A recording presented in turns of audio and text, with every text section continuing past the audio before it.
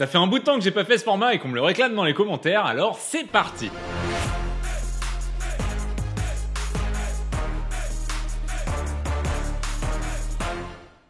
La dernière fois, je vous avais demandé de me poser des questions qui commencent par peut-on et qui concernent la nourriture. J'en ai sélectionné 9 et on va y répondre ensemble. Avant de commencer, le prochain épisode de peut-on sera sur les transports. Donc l'avion, le train, la voiture, le skateboard, tes rollers électriques. Donc toutes les questions qui commencent par peut-on et qui concernent le monde des transports, qu'ils soient passés ou futurs, tu les mets en commentaire. Première question sur la nourriture. Peut-on savoir quel est l'aliment le plus nutritif au monde? Un aliment nutritif, il contient des nutriments. Et un nutriment, c'est un composé qui est nécessaire au corps humain pour maintenir la vie. Et au corps d'autres animaux aussi. Alors on va partir de cette définition-là pour essayer de trouver l'aliment le plus nutritif du monde. Déjà, on va se dire que ce qu'on cherche, c'est l'aliment qui va t'apporter le plus de nutriments de manière la plus équilibrée possible. Donc on parle pas d'un seul nutriment en masse, mais plutôt du maximum de choses dont le corps humain a besoin pour survivre. Et sans créer d'excès particuliers si possible. Et bah le truc cool, c'est que j'ai pas eu besoin de tester personnellement tous les aliments de la Terre. Il y a BBC Good Food qui a fait une étude qui s'appuie sur les données du département de l'agriculture des États-Unis et ils ont classé les 1000 aliments les plus communs dans le monde en leur donnant un score nutritionnel. Plus le score est haut, plus l'aliment est considéré comme nutritif. Donc on va même pouvoir se payer le luxe de donner les 3 aliments les plus nutritifs du monde.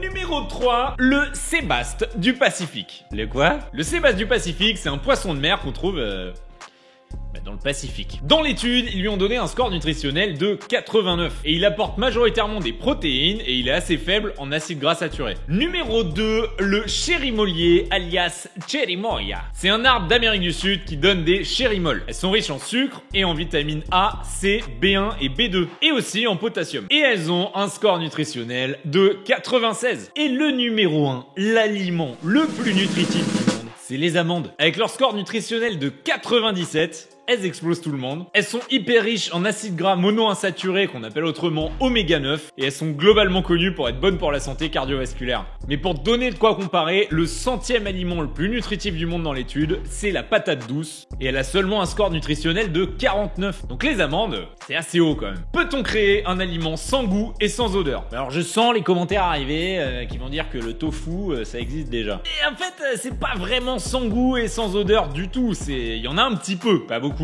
mais il y en a un petit peu. Cette question, elle redirige directement vers une autre question qui est comment marche le goût. En fait, manger quelque chose qui a du goût, ça crée 2 réactions. Ça en crée une dans ta bouche et dans ta gorge et une dans le nez. Dans ta bouche, t'as plusieurs milliers de papilles gustatives et elles vont analyser les goûts que ta salive transporte, tout simplement en se mélangeant avec l'aliment que t'es en train de mâcher. Et le truc, c'est que tes autres sens sont aussi stimulés. Donc l'odorat et notamment ce que t'as vu avant de l'enfourner dans ta bouche. La texture, la température, etc. Pour ceux qui regardent Top Chef, c'est pour ça qu'ils galèrent à l'épreuve de la boîte noire. Donc nous, en fait, c'est pas vraiment possible de faire un aliment qui a pas de goût du tout. Parce que même de l'eau ou une gélatine qui est complètement transparente et pas du tout assaisonnée, pour certaines personnes, ça va avoir du goût. Même si toi, tu peux ne pas réussir à le détecter. Et en plus, si tu réfléchis bien, il y a même des choses qui ont du goût alors que c'est pas de la nourriture. Genre si je te dis goût métallique ou un goût plastique, tu sais de quoi je parle? T'as déjà mangé une bouteille d'eau? Peut-on arrêter de manger et ingérer seulement ce dont le corps a besoin? Alors il y a un petit problème dans cette question, c'est que le mot ingérer, ça veut dire manger. Donc je pense que tu voulais dire peut-on arrêter de manger et s'injecter ce dont le corps a besoin? Et ça, en fait, c'est quelque chose qui existe déjà. Tout simplement parce qu'il y a certaines personnes qui ont des maladies qui les empêchent de manger ou qui sont dans une condition physique trop compliquée pour qu'ils puissent s'alimenter tout seuls. Et donc, on différencie 3 types de nutrition. La première, c'est la nutrition orale. C'est la nutrition par la bouche qui est en fait la nutrition normale. Mais il y a aussi la nutrition entérale et la nutrition parentérale. Les 2 dernières, c'est des nutritions artificielles qui permettent à l'organisme d'avoir ce qu'il a besoin. Donc des glucides, des protéines, des lipides, de l'eau, etc. sans manger. La nutrition entérale, c'est qu'on t'apporte directement un mélange nutritif à l'intérieur de ton estomac. En gros, on te met un tube dans le bide et puis on remplit. Le tube, soit on va te le mettre dans le nez pour descendre jusqu'à l'estomac, soit on va directement te faire un trou dans le ventre. Et si ça c'est pas possible non plus, donc ça veut dire que ton système digestif ne fonctionne plus, on va passer à la nutrition parentérale. Et ça veut dire de l'injection de nutriments directement en intraveineuse. Et alors les nutritions artificielles, c'est quelque chose qui est assez dur pour le corps, donc ça ne se fait strictement que dans le corps médical. Tant que tu peux, faut continuer de manger.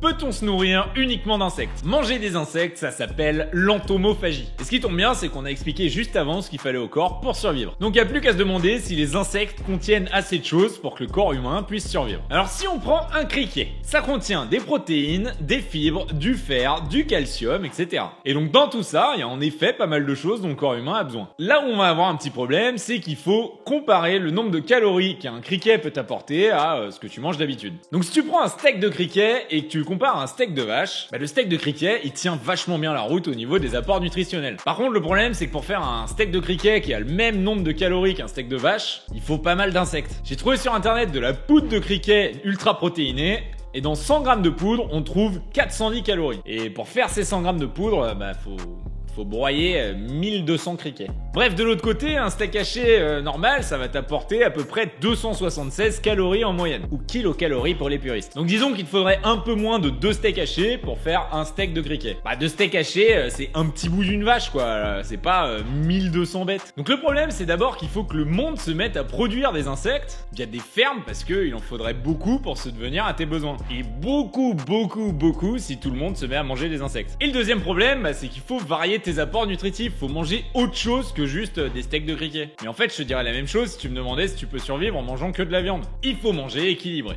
Peut-on vivre normalement en mangeant nos excréments? Alors oui, je peux te confirmer que t'as des idées bizarres. Mais la question a reçu pas mal de votes, alors faut y aller. Le caca, c'est une substance complexe. Et c'est composé de pas mal de déchets, mais la plupart du temps on peut retrouver jusqu'à 50% de l'énergie contenue dans la nourriture originale de l'autre côté du tuyau. Mais le problème des excréments, c'est surtout qu'ils contiennent des bactéries qui posent aucun problème quand elles sont à l'intérieur de toi, mais qui sont pas du tout censées finir dans ta bouche. On parle de bactéries avec des noms stylés du style Campylobacter, E. coli, la salmonelle, des trucs comme ça. Et ça, c'est des bactéries qui vont te poser d'assez gros soucis si tu les remanges. Nausées, diarrhée, vomi, fièvre, etc. Bref, si tu veux vraiment manger ton caca, le meilleur moyen de faire, c'est de le transformer en engrais pour réinjecter ces nutriments dans des plantes que tu vas pouvoir manger normalement derrière. Et c'est d'ailleurs des pistes qui sont suivies par certaines ONG pour essayer d'améliorer l'agriculture dans des pays pauvres. Peut-on survivre toute une vie en ne mangeant aucun produit d'origine animale? Alors t'oses pas parler d'un mot, le mot dont tu veux parler, c'est végétalien. On parle pas de végétarien, mais végétalien, ça veut dire pas du tout de produits d'origine animale. Donc pas d'œufs, pas de lait, pas de fromage, etc. Et le compte d'encore après, ce serait d'être vegan, où là tu utilises même rien du tout d'origine animale. Donc tu mets pas de chaussures en cuir,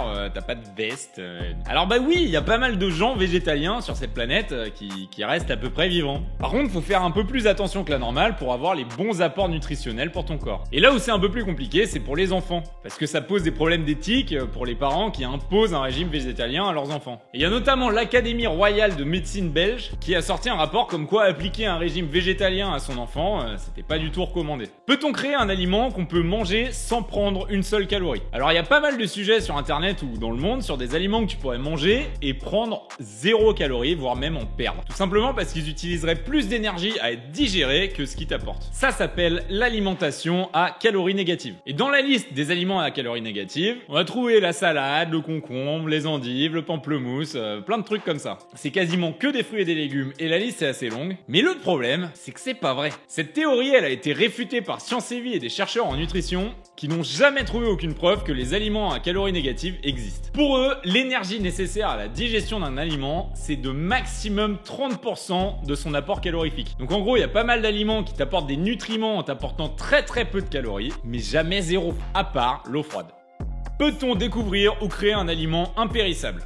Je vais répondre assez vite à celle-là parce qu'en fait ça existe déjà. En fait il suffit que ce soit des aliments très secs ou très riches en sucre parce que tout ça empêche les bactéries de se développer dedans. Donc les pâtes, le riz, les lentilles pas cuites, le miel, le sel, la farine, etc. Tout ça, si c'est conservé bien au sec et à l'abri des bestioles, ça périme pas. Bon par contre si t'achètes un paquet en supermarché, il va y avoir une date limite de consommation dessus. Et ça c'est juste parce que la loi elle les oblige à en mettre une. Bon après par contre si t'attends 10 ans c'est pas dit que le goût reste top, hein. T'attends pas à manger un truc de ouf. Mais tu devrais pas en mourir. Peut-on manger jusqu'à en mourir?